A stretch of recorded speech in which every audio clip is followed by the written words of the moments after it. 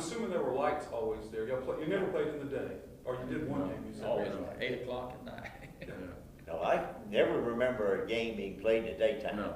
Well, now, this is one thing I've wondered. In my day, Leslie Wheeler, the dentist, was in the press box, and essentially he was like an announcer. He didn't just say down and yards to go and touchdown. He actually had a running commentary of the game. Do y'all remember him doing that, or anybody doing that when y'all were playing? You know, he's back to pass. Yes, I don't remember who it He's was. clear. You don't remember? I don't remember who it was, But somebody did do that.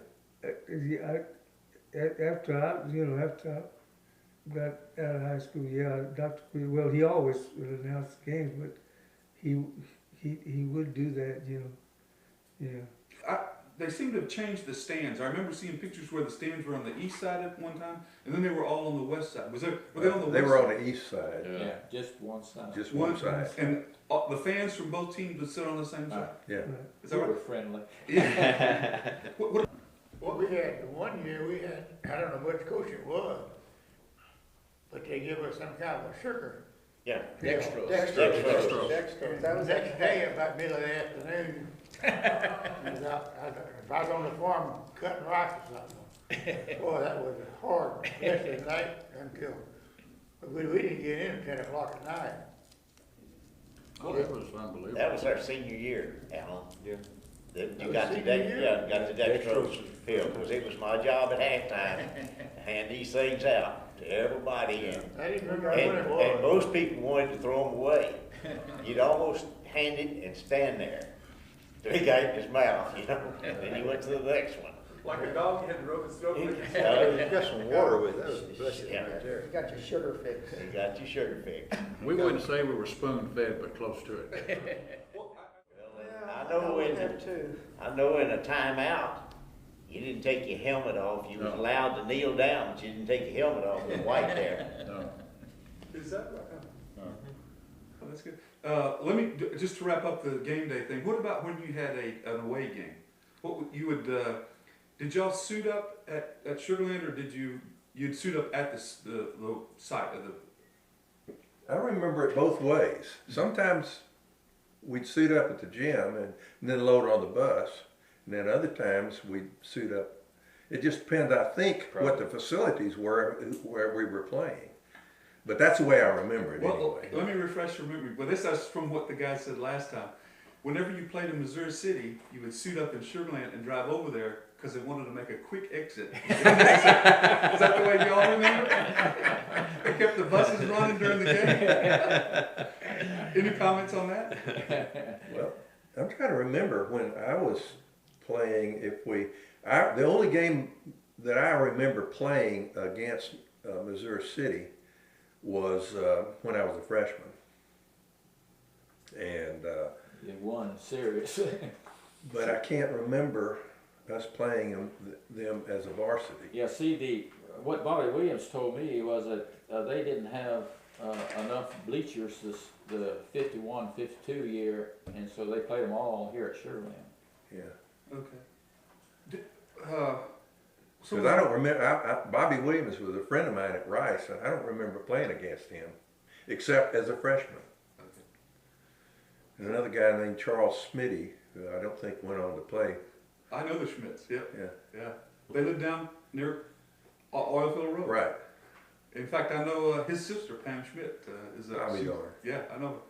That we used to call her Sister Is there, Smitty. Yeah. uh, Go ahead.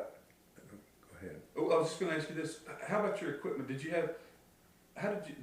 Marvin or whoever, did the managers take care of your equipment getting it in, or did you have a duffel bag and put your shoulder pads and helmet in there? How did y'all do that? Stayed at the gym.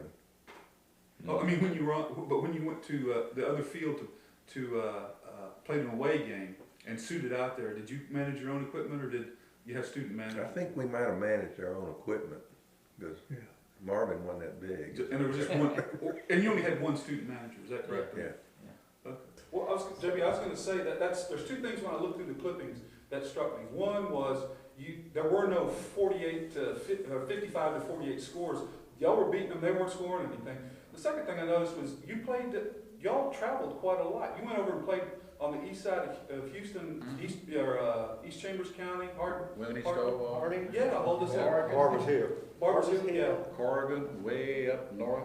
Yeah, I mean, that was, I thought that was kind of, yeah, Hempstead, Klein, Yeah. you played over that way. You were kind of they couldn't get enough teams, I guess, for you on this side. Was A&M our regional game that year? That was a regional Yeah, game. that's less, yeah. That's 90 miles. Yeah, yeah. Oregon's further than that. Yeah, y'all traveled pretty far. I was sort of shocked at that. Let me do I know that, Ronald and a couple of guys need to leave, but, if you're in about 30 minutes. Somebody's party. Well, I was gonna ask you that, I forgot to ask, on game day, kinda got the home games out of the way. When you had an away game, you took your equipment and suited up at the opposing field, or did you suit up, in this case? No, we suited up at the opposing, with the exception of Missouri City. Missouri City. Everywhere That was else, we so- went to That the, was so close too. well, Yeah, they were yeah, scared right. it was going to be a real knockdown drag out. Ball High and Alvin was the same way. Yeah. They dressed the town, they put them in the bus and hauled them down there. But, A lot of friction. everywhere else we went, everything was packed on the bus. We had our own bus driver. Remember him? Otto Meyer. Yeah. He drove us everywhere we went. And, He wore the same shirt, I think. I don't know what it I think was, he would but not Otto change was that game shirt. He wore the same shirt. He would get you there and set you up, and of course, he'd help me unload, everything, and, take care of it. But then, once you got to the opposing team, the ritual was the same. Everybody put on everything except the shoulder pads. And everybody went in and laid out against the wall, wherever we could find a place to lay out. Most of them all. Well, But you had a Greyhound bus to do it. you got there in style. I don't even remember that. I think I just should have remembered that. the spectators got the Greyhound bus. Oh, was it? Spectator? We were getting rolled to school. Where I thought we were on school buses. Oh, yeah.